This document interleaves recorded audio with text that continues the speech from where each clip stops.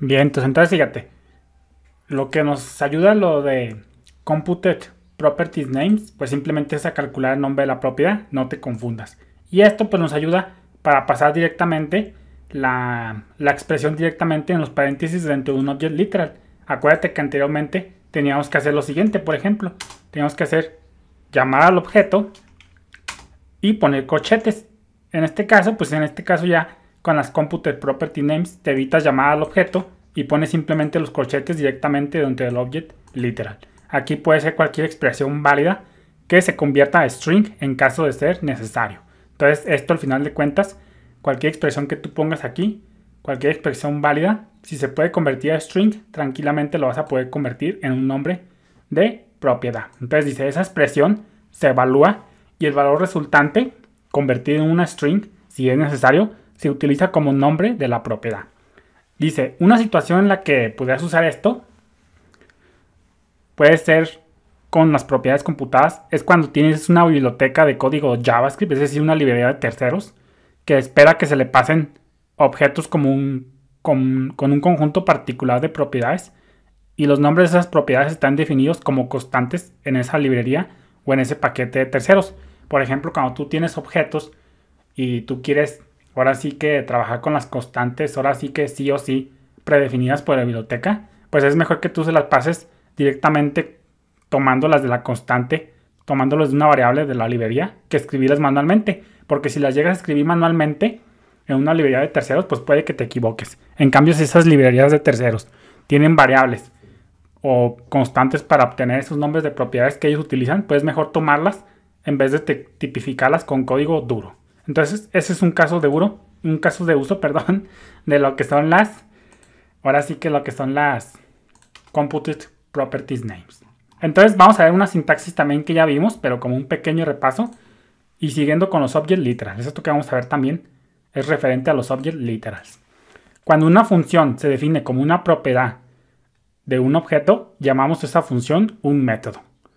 Antes de la versión ES6 se definía un método en un object literal utilizando una expresión de definición de función, lo que conocemos como una function expression, igual que se definía cualquier otra propiedad de un objeto. Vamos a ver de lo que te estoy hablando. Fíjate, vamos a poner en este caso, vamos a limpiar esto. Y como te digo, esta sintaxis, vamos a ver lo que se conoce como shorthand, que todos ya lo vimos, pero a lo mejor no te di tantos detalles. Shorthand methods de los object literals. Simplemente. Entonces, esto lo que nos dice es que antes nosotros hacíamos esto. Fíjate, nosotros hacíamos esto. Vamos a ponerle en este caso círculo. No, vamos a ponerle triángulo. Y nosotros haríamos esto. Base, por ejemplo, que valga 1. Que valga 2, por ejemplo. Y altura, que valga en este caso 4. Y para calcular área, pues sería esto. Function. Y ponemos esto por acá. Acá ponemos una comita. Y entonces, esto es lo que hacíamos anteriormente. ¿Cómo se calcula el área de un triángulo? Es pues base por altura entre 2. Entonces ponemos this base por altura entre 2. Acuérdate que aquí this, viéndolo así rápidamente, pues this hace referencia al objeto donde está definido this, a este método, área. ¿A qué object literal pertenece? Pues al triángulo. Entonces, en teoría, this hace referencia a este. Pero como estamos usando una función tradicional, acuérdate que las funciones tradicionales más bien van a tomar su contexto this dependiendo de cómo se invoquen. Acuérdate lo que ya vimos, el famoso contexto this. Simplemente es un repaso. Las funciones tradicionales toman el valor de this dependiendo de cómo se invocan, no de cómo se están definidas, dentro de qué. Aquí tranquilamente, en teoría, this hace referencia al triángulo, pero si tú invocas este método área desde otro objeto, puede que ya no signifique triángulo. Por eso se dice contexto, dependiendo del contexto de invocación. Eso pues ya lo vimos. Entonces, esto es lo que haríamos tradicionalmente. Área del triángulo. La sacarías con triángulo punto área. Entonces aquí, this, ahora sí, área. ¿Sobre qué objeto se está invocando? Sobre el objeto triángulo. Entonces, efectivamente, this va a hacer referencia a triángulo. Pero acá si ponemos otro objeto, pues ahora sí, this va a hacer referencia a este. Entonces, eso ya lo vimos. Entonces, vamos a hacer un log área del triángulo. Vamos a guardar. Vamos a recargar. Y acá tenemos el área del triángulo. 4 por 2, 8 entre 2, 4. Efectivamente. Entonces, esto es como calcularíamos o como pusiéramos un método.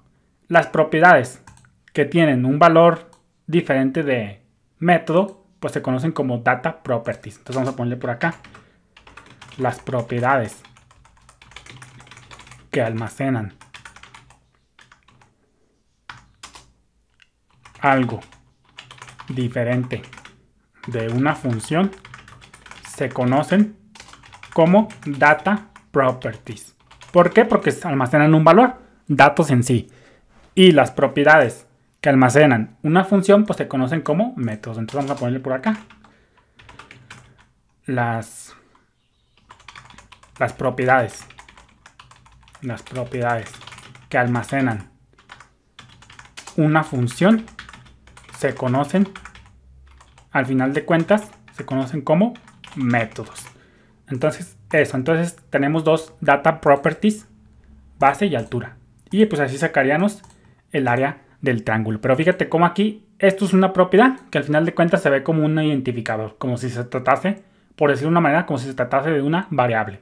Entonces, aquí, en esta propiedad, en este identificador, estamos metiendo una función. Entonces, esta sintaxis se parece a la function expression. Acuérdate que una function expression es aquella donde tú metes una función, un objeto función, dentro de una variable. Y la function declaration, esa no va dentro de variable. Saludos.